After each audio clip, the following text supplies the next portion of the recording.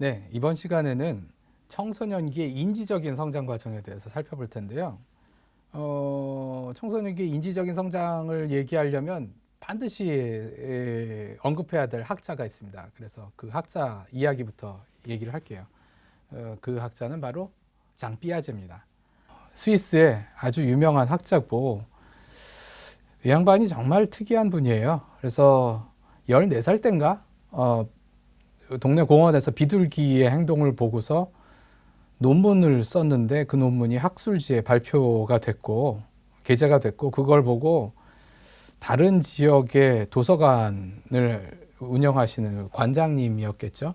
그 담당자가 이제 이런 논문을 쓰는 사람이 우리 도서관에서 일을 하면 좋겠다라고 잡 인터뷰를 하러 왔다가 14살인 걸 알고 뜨악하고 돌아갔다는 뭐 그런 얘기도 있어요. 사실인지 모르겠지만, 근데 어쨌든 아주 어릴 적부터 신동이었고, 그리고 어릴 적부터 생물에 되게 관심이 많았던 분입니다. 그래서 삐아제는 본인을 인지심리학자라고는 생각을 안 했어요. 자기는 생물학자다라고 얘기를 했습니다. 그러니까 삐아제의 가장 큰 질문은 이겁니다. 유기체라는 그 생물이죠. 생물체는 어떻게 생존을 하느냐. 생물체가 생존하는 비결은 적응이다. 근데 적응이라는 건 뭐냐? 적응은 결국 유기체가 자기의 몸의 구조를 바꾸면서 환경에 맞춰서 자기의 몸의 구조를 바꾸는 과정이다. 라는 얘기를 한 거예요. 그러니까 삐아제가 처음에 썼던 그 비둘기에 대한 논문, 그게 논문인지 수필인지 모르겠지만 지금 기준엔 수필에 가깝습니다. 근데 비둘기에 대해서 이런 얘기를 했어요. 그 공원에 있는 비둘기 중에 흰 비둘기가 있고 회색 비둘기들이 있다. 그런데 흰 비둘기는 회색 비둘기들하고는 좀 다르게 행동을 하더라. 왜? 환경이 걔한테 다르게 작용을 하니까. 회색 비둘기는 보호색을 가지고 있잖아요. 그러니까 다른 천적한테도 눈에 잘 안 띄어요. 그리고 수많은 회색 비둘기가 있기 때문에 걔네들 무리에 섞여 있으면 내가 좀 더 안전한 거예요. 근데 흰 비둘기는 눈에 확 띄잖아요. 그러니까 얘가 다른 회색 비둘기와 똑같이 행동을 하면 살아남을 수가 없어요. 그럼 흰 비둘기만의 적응 패턴을 찾아내겠죠. 적응하기 위한 행동 방식을. 그래서 둘의 행동이 다른 거구나 라는 얘기를 쓴 겁니다. 논문으로. 그리고 이제 달팽이에 대해서도 연구를 했는데, 똑같은 달팽이 알이에요. 알 단계에서 완전히 똑같은 애들인데 그걸 둘로 쪼개서, 그러니까 두 그룹으로 나누어서 한 그룹의 알은 저기 갯가에다가 넣고, 다른 알들은 호수, 이제 그 동네 연못이죠. 연못 안에다가 넣었어요. 거기에서 부화를 했습니다. 그랬더니 나중에 성체가 된 달팽이들을 보니까 색깔부터 행동 방식도 다 다르다는 거예요. 그 개울가에서 부화한 달팽이들은 개울 환경에 맞춰서 성장을 하고, 그 연못에서 부화한 달팽이들은 연못의 색깔에 딱 맞춰서 자기 몸의 색깔을 바꾸더라는 거죠. 이게 적응이다. 그러니까 유기체라는 건 환경에 맞춰서 자신의 구조를 변화시킴으로써 적응을 한다. 근데 동물들, 단순한 달팽이나 달팽이의 경우에는 자기 몸을 바꾸면서 적응을 하죠. 비둘기의 경우에는 행동 패턴을 바꿔서 적응을 했어요. 인간은 어떻게 적응을 하느냐? 인간의 경우에는 일단 사고방식을 바꿈으로써 적응을 한다. 그 사고방식을 집단적으로 전수를 하게 되면 그게 문화다. 그러니까 그 모든 지역에 맞춰서 지역별로 문화가 다 다르잖아요. 에스키모의 문화가 다르고, 저기 열대지방에 무슨 하와이 같은 지역의 문화가 다르고, 우리나라의 문화와 뭐 중국의 저 만주나 몽골 지역의 문화가 다를 거 아닙니까? 미국의 문화도 다르고요. 그럼 그 문화가 왜 다르냐? 그 환경, 미국이라는 북아메리카 대륙의 환경에 맞춰서 적응한 게 미국 문화고, 한반도의 환경에 맞춰서 적응한 게 한국 문화다.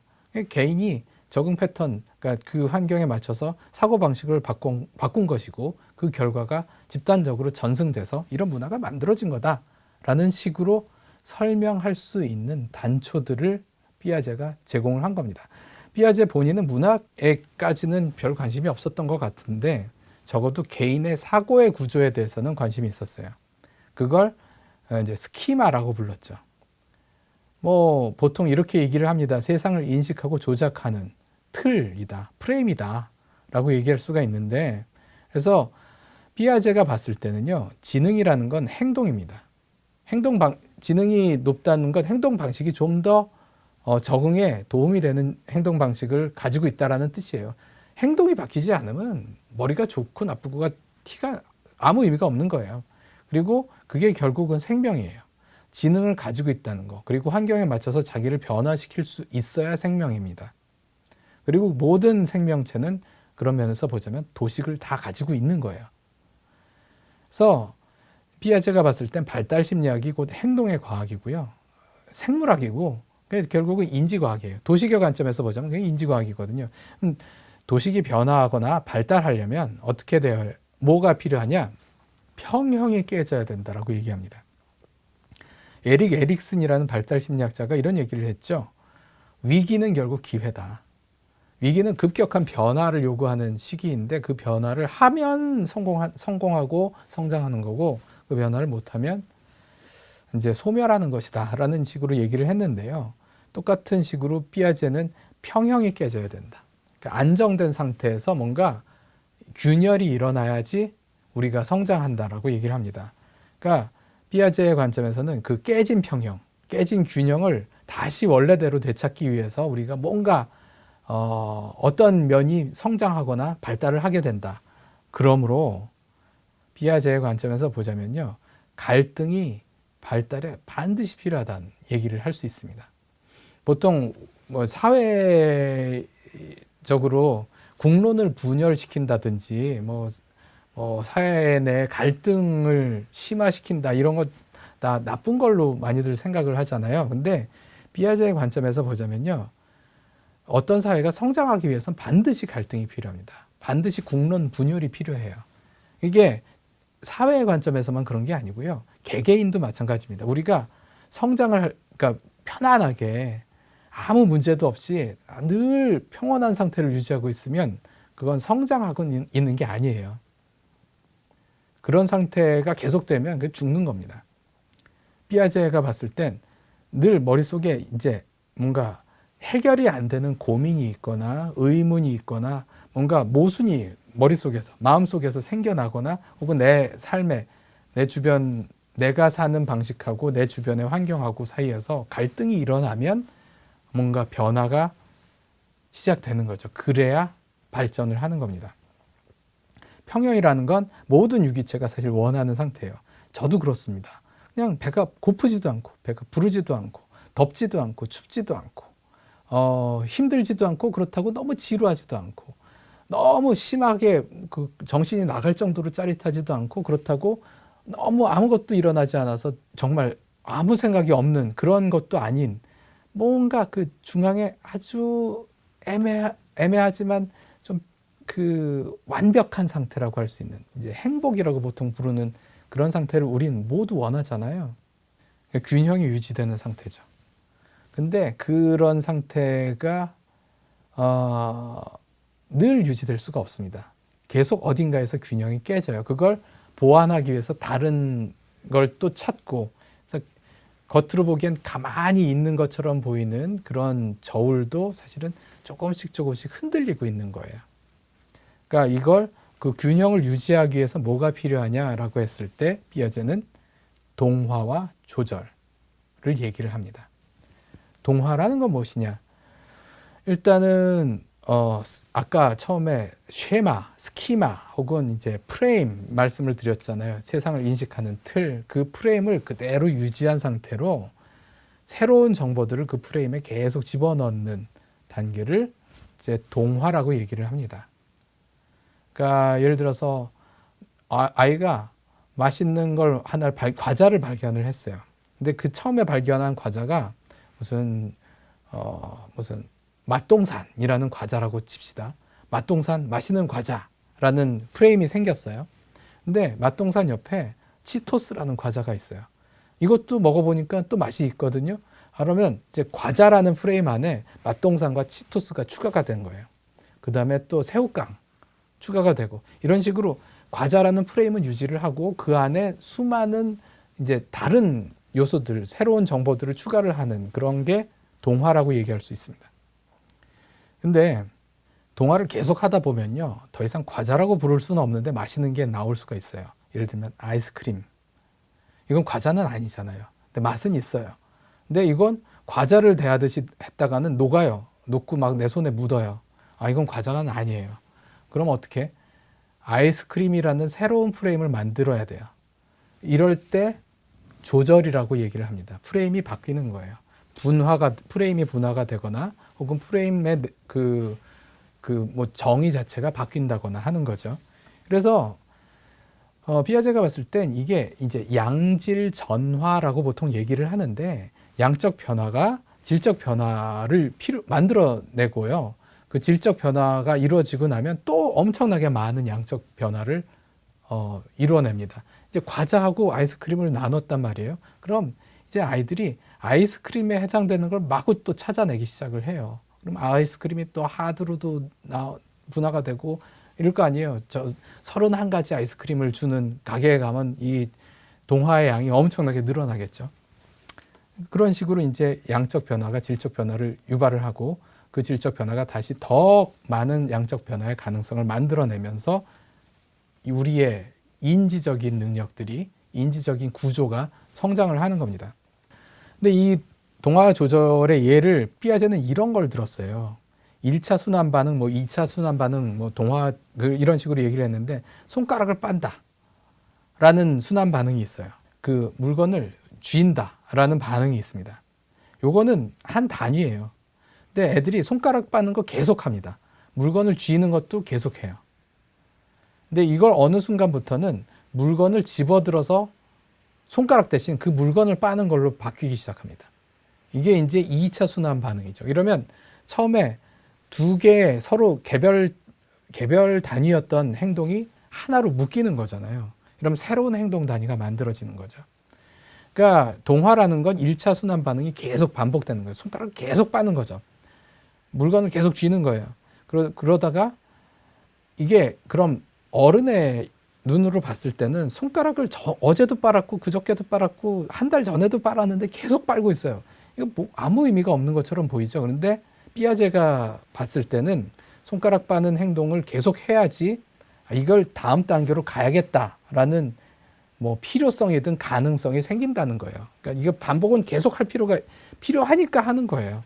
그래서 확보된 1차 순환, 그 1차 순환 반응을 확보를 하는 과정이 반복이고, 그 반복이 충분히 축적이 된 다음엔 요거를 다른 순환 반응, 다른 확보된 순환 반응하고 조합을 해봐야겠다라는 생각을 하게 된다는 식으로 얘기를 합니다.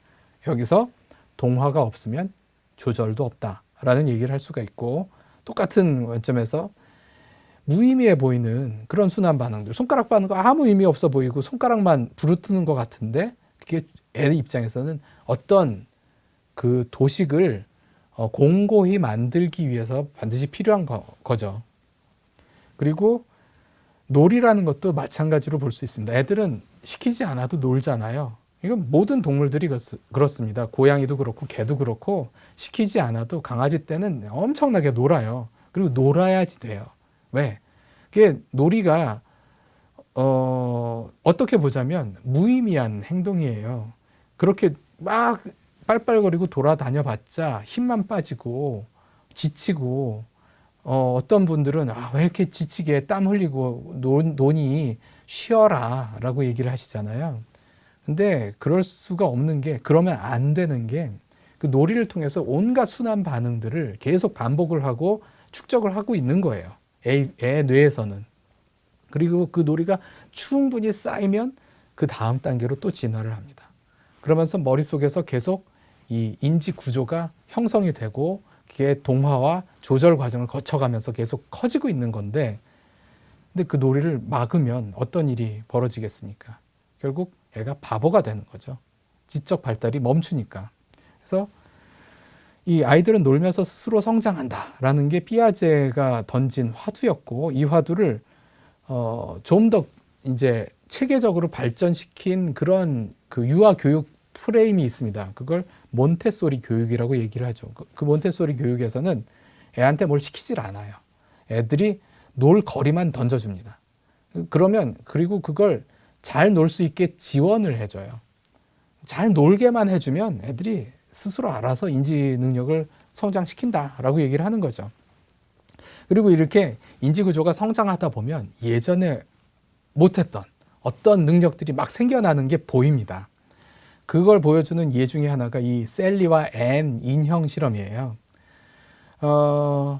그러니까 이걸 이제 어린 아이를 앞에 두고 이 셀리와 앤은 인형입니다. 그리고 두 인형 사이에 바구니하고 상자가 있어요. 바구니에는 천이 덮여 있습니다.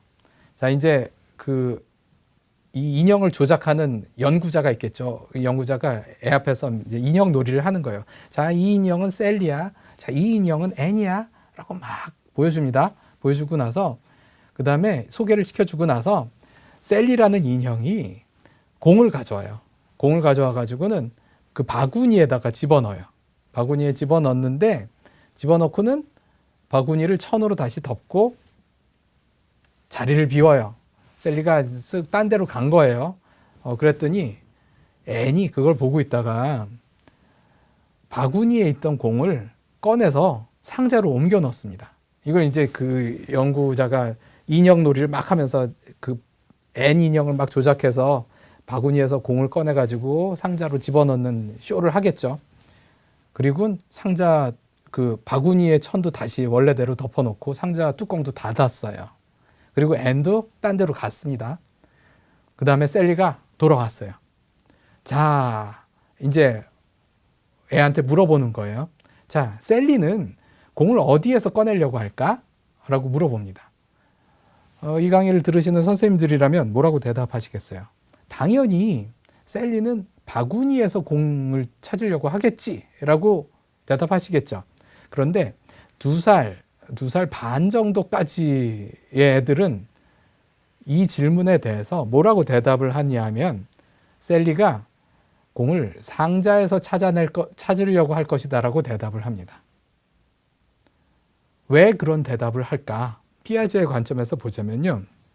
이것도 자기중심성이에요. 그러니까 2살 이전의 아이들은요. 자기가 아는 거하고 남들이 아는 거에 구분을 못합니다. 내가 알고 있으면 남들도 다 아는 거예요. 내가 모르면 남들도 다 모르는 거예요. 그 피아제의 인지발달 단계에서 보통 이제 대상 영속성 얘기를 하잖아요. 대상 영속성이 뭡니까? 내 눈에 보이지 않으면 없는 거예요. 내 눈에 보이면 있는 거고요. 내가 만질 수 있으면 존재하는 거고 내가 만질 수 없으면 존재하지 않는 겁니다. 그러니까 그 모든 존재 여부의 판단의 근거가 내 감각이에요. 그게 대상 영속성이 없는 상태고 대상 영속성이 생겼다는 건 뭐냐면 내 눈에 보이지 않더라도 존재할 수 있다라는 거잖아요. 바로 지금 요 실험에서도 그런 지식의 대상 영속성을 보는 겁니다. 그러니까 나는 알고 있는데 셀리는 모를 수 있다라는 걸 깨달으면 그렇지. 나는 지금 그 공이 상자로 옮겨지는 걸 봤지만 셀리는 못 봤잖아. 그럼 셀리는 여전히 공이 바구니에 있다고 생각하겠네? 라는 생각을 할 수 있어요. 그게 3살부터예요. 자, 이렇게 내가 아는 지식하고 남들이 아는 지식이 분리될 수 있다. 라는 걸 깨닫는다는 것 자체가 이제 아이의 인지구조, 스키마가 어느 다른 단계로 예전에 없던 한 차원 높은 수준으로 그 조절을 했다는 얘기죠. 그러면 이렇게 되면 뭘 또 할 수 있을까요? 이러면 아이가 거짓말을 할 수 있습니다. 그러니까 거짓말이라는 건 아주 인지구조가 어느 수준 이상 성장했다라는 뜻이고 거짓말을 잘한다는 건 그만큼 대인 지능이 높다는 얘기예요. 사실 뭐 좋은 도덕적으로 옳으냐 그르냐를 떠나서 그러니까 거짓말을 하려면 내가 아는 걸 상대방은 몰라야 되잖아요. 그러니까 그 전제 자체가 3살 이전엔 존재하질 않아요. 그러니까 3살 이전의 아이들도 사실이 아닌 얘기를 합니다. 근데 그건 진짜로 애들이 현실을 착각을 해서 그런 얘기를 하는 거지 의도적으로 누구를 속이려고 하는 건 아니에요. 속인다는 개념 자체가 3살 이후에 나는 알고 있는데 상대는 모를 수 있다. 혹은 반대로 상대는 아는데 나는 모를 수 있다라는 걸 깨달은 다음에야 가능한 겁니다. 그래서 이게 어떤 인지적인 능력의 한 차원 높은 단계로의 성장을 보여주는 실험이 될 수 있는 거예요. 그래서 피아제의 인지 발달 단계를 간단하게 보자면 감각 운동기가 있고 전조작기가 있죠. 뭐 이건 교과서에 나오는 거니까 그냥 넘어갈게요. 감각 운동기는 아까도 말씀드린 것처럼 자기 감각에 의존합니다. 근데 전조작기에는 이제 대상 영속성, 내 눈에 안 보여도 존재한다는 걸 깨달으면서 그거에서 그 감각의 중심성에선 벗어나는데 대신 관점 전환을 못 해요. 이걸 이제 전조작기의 자기 중심성 얘기를 합니다. 그리고 구체적 조작기가 되면 보존 개념을 습득을 합니다. 그런데 그래서 이제 그 물질이 그 형태가 되기 이전 형태를 역으로 짚어갈 수가 있어요. 시간의 흐름으로부터 벗어난 시간의 흐름을 역행해 볼 수 있는 사고를 할 수 있는 거예요. 그런데 대신 추상적인 사고는 못해요. 그러니까 눈에 보이고 내가 한 번이라도 본 적이 있는 것들에 대해서만 얘기할 수 있지, 그렇지 못한 건 얘기를 못해요. 상상의 존재에 대해서는.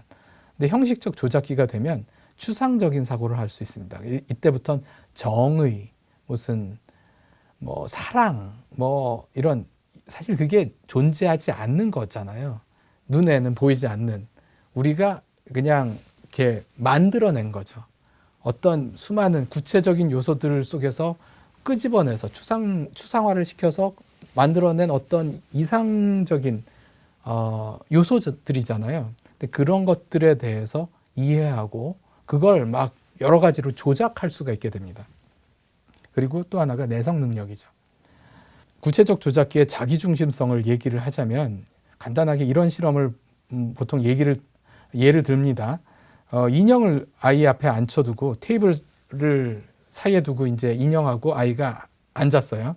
그리고 이제 아이의 눈에만 보이는 장난감 자동차 같은 거를, 여기 이 산이 3개가 있잖아요.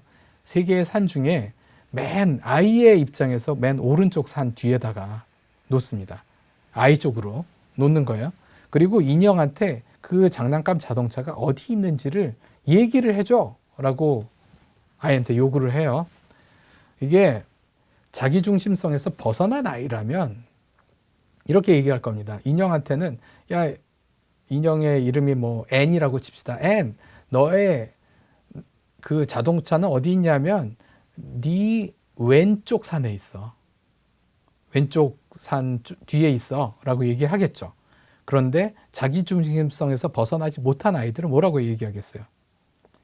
애나 인형은 오른쪽 산에 있어 라고 얘기하겠죠. 자기 눈에는 오른쪽이니까. 그러니까 이런 식으로 상대방의 관점과 나의 관점이 다를 수 있다는 걸 이해를 하면 자기중심성에서 벗어나는 거예요. 이게 구체적 조작기의 자기중심성인데, 이제 데이빗 엘킨트라는 분이 청소년기에도, 그러니까 이게 구체적 조작기에만 자기중심성이 있는 게 아니라 형식적 조작기에도 자기중심성이 있지 않겠나라는 생각을 한 거예요. 왜냐하면 청소년들이 아주 이상한 행동들을 하거든요.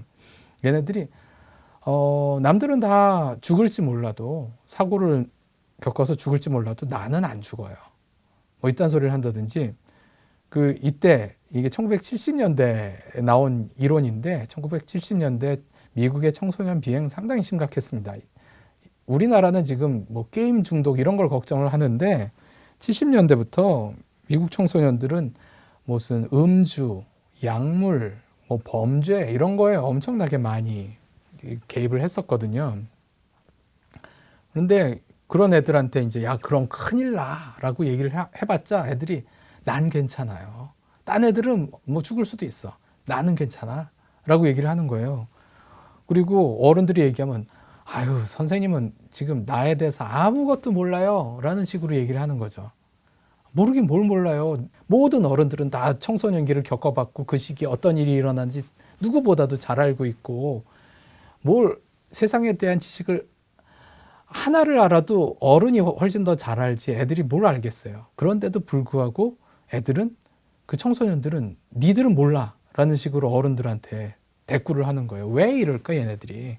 왜 이런 미친 짓을 하면서도 지는 멀쩡할 거라고 생각하고 왜 어른들은 자기들을 이해를 못할 거라고 생각하느냐. 이게 형식적 조작기 특유의 자기중심성에서 나온 게 아니냐라고 엘킨트가 얘기를 한 거죠. 그래서 상상의 관중부터 엘킨트는 얘기를 했는데 이건 남들이 다 나를 볼 것이다 라는 거예요. 왜 이런 착각을 하느냐? 내가 나 자신에게 제일 관심이 많거든요.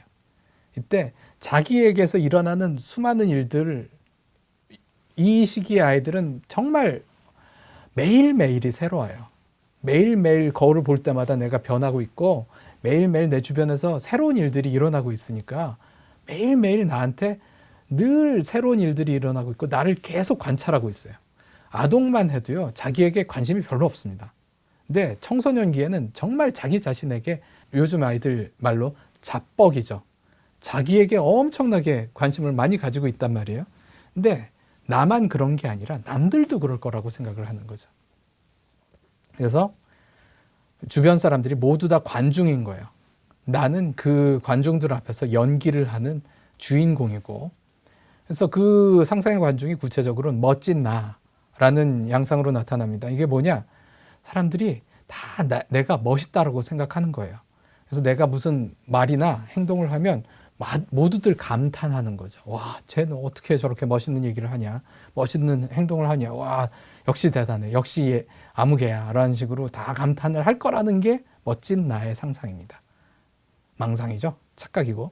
그런데 다들 그런 생각을 하는 거예요. 그런데 그리고 또 하나가 용감한 나인데 이게 뭐냐면 남들이 정말 두려워서 참아 못하는 걸 나는 할 수 있을 것이다 라는 거예요. 극적인 상황에서 영웅적인 행동을 하는 거죠.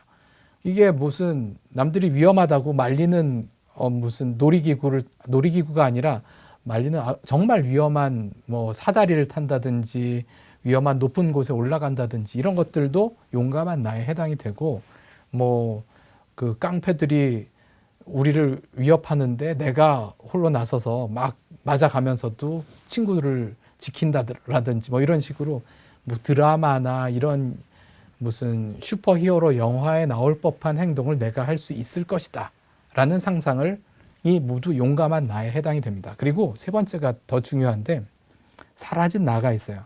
이건 뭐냐면 주변 사람들이 다 나에 대해서 관심은 있고 나를 내 뭐 일거수일투족에 다 찬탄을 금치 못하는데 그런데 겉으로는 드러내지 않는다. 왜 우리가 유명 연예인을 봤을 때 그 유명 연예인한테 와 하고 이렇게 인사를 하는 경우도 있지만 또 많은 사람들은 뒤에서 수군대면서 야 누구야 아무개야 야 역시 멋있다라고 자기들끼리만 얘기를 하잖아요. 이런 식으로 뭔가 창피하기도 하고 수줍기도 하고 여러 가지 이유로 자존심도 상하고 해서 내 앞에선 티를 안 내는 거다라는 생각을 하는 거예요. 그런데 만약에 내가 없어지면 그제서야 숨겨왔던 본심들을 드러낼 것이다 라는 믿음인 거죠. 근데 내가 그냥 그 교실에서 없어지면 다들 교실에서 내 얘기만 할 것이다 이 정도의 사라진 나도 있지만 아예 내가 이 세상에서 사라지면 그제서야 모든 사람들이 나에 대한 진심을 드러낼 것이다 라는 상상도 여기에 포함이 됩니다. 그럼 내가 이 세상에서 사라지는 방법이 뭐겠어요? 죽는 거잖아요. 그러니까 이 사라진 나는 죽음에 대한, 내 죽음에 대한 아주 로맨틱한 어떤 기대, 상상 같은 걸로 이어질 수가 있습니다. 그래서 이 강의를 들으시는 분들도 사춘기 때, 청소년기에 한 번씩은 자살을 생각해 보신 적이 있을 거예요. 내가 괴로워서만이 아니에요. 그냥 어떤 온갖 이유로 내가 죽으면 어떨까라는 생각을 해보신 적이 있을 겁니다. 근데 그 죽음이 내가 죽는다는 것 자체가 아니라요. 내가 죽으면 남들이 뭐라고 얘기할까에 대한 얘기들이에요. 그런 상상들이에요. 이게 전부 사라진 나죠. 그래서 이 시기의 아이들은 정말 죽음에 대해서 지금 우리 성인들이 생각하는 것하고는 전혀 다르게 접근할 수가 있습니다. 그래서 아주 사소한 이유로 자살을 시도해 볼 수도 있어요. 죽음이 그렇게 뭔가 이렇게 완전히 끝나는 뭔가가 아니에요. 누군가에게 진실을 밝히는 뭔가가 될 수 있는 거예요. 그러니까 이 시기의 아이들이 상당히 위태위태한 이유를 설명할 수도 있죠. 그러니까 이 상상의 관중은 그냥 슈퍼맨이라고 생각하시면 됩니다. 슈퍼맨이 돼서 막 사람들을 구하고 영웅적인 행동을 하고 외계인과 맞서 싸우고 뭐 이럴 때는 모두들 전 지구인이 슈퍼맨만 보잖아요. 그런데 슈퍼맨이 클라크 켄트로 변장을 하고 돌아다닐 때는 그때는 아무도 슈퍼맨인 줄 모르죠. 이런 상황이 정확하게 상상의 청중입니다. 관중이라고 얘기하죠. 그리고 또 하나가 개인적 우화. 이건 뭐냐면 이 세상에 나 같은 애는 나밖에 없다는 거예요. 간단하게 말하면. 나만이 이 세상에서 진짜 존재다라는 거죠. 그래서 나는 죽을 리가 없어요. 왜냐? 이 우주가 나를 위해서 존재하고 있거든요. 이게 이제 전능한 존재 혹은 독특한 존재. 나는 남들과 완전히 달라. 확실히 달라. 전능한 존재는 남들과는 달리 나한테는 정말 무한한 잠재력이 있어. 그래서 이렇게 생각하는 애도 있고 정반대로 나는 정말 아무것도 못해. 모든 이 세상에 어떤 사람보다도 내가 제일 무능해. 라고 생각할 수도 있습니다. 그리고 불사신적 존재가 있는데 이건 뭐냐면 내가 죽을 리가 없어. 왜? 내가 이 세상에서 유일하게 제대로 살고 있으니까. 라는 거죠. 이게 이제 이런 개인적 우화 때문에 에일킨트가 봤을 때는 어른들이 나를 이해할 리가 없다. 왜? 나는 어른들이 이해할 수 있는 그런 수준이 아니고 넘사벽의 존재이기 때문에 이해할 리가 없고 그리고 내가 죽을 리가 없다. 나는 무슨 짓을 해도 안 죽는다. 라는 식으로 행동을 하는 거다. 라고 생각을 하는 겁니다. 그러니까 이게 클라크 켄트로 존재할 때 슈퍼맨인 거죠. 내가 정말 이렇게 대단한 존재인데 주변 사람들이 아무도 알아주지 못하는 거예요. 너무 속상하겠죠? 자, 이런 착각에 빠져 있는 게 청소년기 자아중심성인데 그러면 여기서 어떻게 벗어날까? 정신분석학적인 설명은 이렇습니다. 애들이 왜 이런 청소년기 자아중심성에 빠지느냐? 불안하니까. 지금 내가 계속 변하고 있는데 앞으로 어떻게 변하게 될지도 모르겠고 부모하고는 이제 부모하고 말이 안 통해요. 내가 내 속에 내가 너무도 많은데 내 속에 우주가 있고 이런 사실을 나만 알고 있는데 부모는 전혀 모르는 것처럼 행동을 하고 있거든요. 속 터지죠. 답답해서. 그러니까 엄마는 아직도 내가 앤 줄 알아? 막 이런 얘기를 막 하는 거예요. 근데 부모가 여전히 초딩 때 나만 알고 있고 지금 중딩, 고딩으로 넘어가고 있는 내 속의 태풍, 내 속의 우주를 발견을 못하고 있으니 얼마나 말이 안 통하겠어요. 말이 안 통하죠. 그러니까 부모하고는 얘기가 안 되는데 문제는 부모에게 의존을 해야지 내가 안전하다는 건 알고 있는 거예요. 의존은 해야 되겠고 말은 안 통하고 그런데 뭔가 지금 내가 다른 이상한 데로 가고 있는데 부모한테 이거 아무리 설명해봤자 부모가 납득할 수 있을 것 같지도 않고 나도 잘 모르겠고 그러니까 이런 상황은 청소년 입장에서는 불안하죠. 그럴 때 이 청소년기 자아중심성이 도움이 됩니다. 내가 아주 특별한 존재잖아요. 그러니까 내가 죽을 리도 없고 내 앞일이 그렇게 나쁘지 않을 거야. 왜? 내가 없어지면 우주도 아무 의미가 없을 텐데. 뭐 이런 식으로 자기의 그를 안도시켜주는, 안심하게 만들어주는 일종의 착각, 과대망상 같은 거죠. 그런 거에 의존을 한다는 거예요. 그게 정신분석학적으로는 그렇게 얘기를 합니다. 그래서 이 청소년기 자아중심성이 언제 사라지느냐? 그 불안감이 사라질 때. 애가 이제 부모도 나랑 비슷한 생각을 할 수 있구나. 그리고 내가 부모하고 독립된 존재이지만 그럼에도 불구하고 부모하고 대화도 할 수 있고 교류도 할 수 있고 서로 도움을 주고받을 수도 있고 그리고 부모 말고 내가 의존할 수 있는 배우자라든지 애인이라든지 이런 사람들, 절친이라든지 이런 존재들이 많이 생기면 그래서 불안감이 줄어들면 청소년기 자아중심성도 사라질 것이다 라고 얘기할 수 있고요. 또 하나는 인지발달, 피아제의 인지발달 이론에서 보자면 청소년기 자아중심성은 알긴 아는데 반만 알고 있을 때 생기는 거잖아요. 그러니까 내 속에 내가 너무도 많고 내 속에 우주가 있을 만큼 이 내면이 아주 복잡하다는 걸 깨달았는데 그러니까 나만 그런 게 아니라 내 주변 사람들도 다 그렇다라는 건 아직 깨닫지 못한 상태에서 청소년기 자아중심성이 생기는 거죠. 그러니까 남들도 그래 라는 걸 깨달으면 그렇구나. 나만 특별한 게 아니구나. 다들 이렇게 특별한데도 세상은 이런 식으로 무자비하게 돌아가는구나 라는 걸 받아들이면서 하면서 이제 해결이 된다는 거죠. 이러려면 뭐가 필요하냐? 타인하고 정말 깊은 얘기를 할 수 있는 밀접한 관계를 경험을 해야 돼요. 내 친구하고도 그런 얘기를, 나만 이런 생각을 하고 있는 게 아니다라는 걸, 나만 속에 우주가 있는 게 아니다라는 걸 발견할 수 있는 깊은 교류, 밀접한 교류의 기회가 많아져야 됩니다. 그런데 그러려면 믿을 수 있어야 되거든요. 그러니까 신뢰할 수 있는 타인들이 늘어나야 돼요. 그리고 내가 믿을 수 있고 동시에 상대하고 아주 깊은 얘기까지 할 수 있는 그런 타인이 누구겠습니까? 부모님이면 좋겠는데 부모님은 이미 약간 열외의 대상이고요. 이런 경우에 이제 선생님이 될 수가 있어요. 그리고 또 하나가 애인이 될 수 있습니다.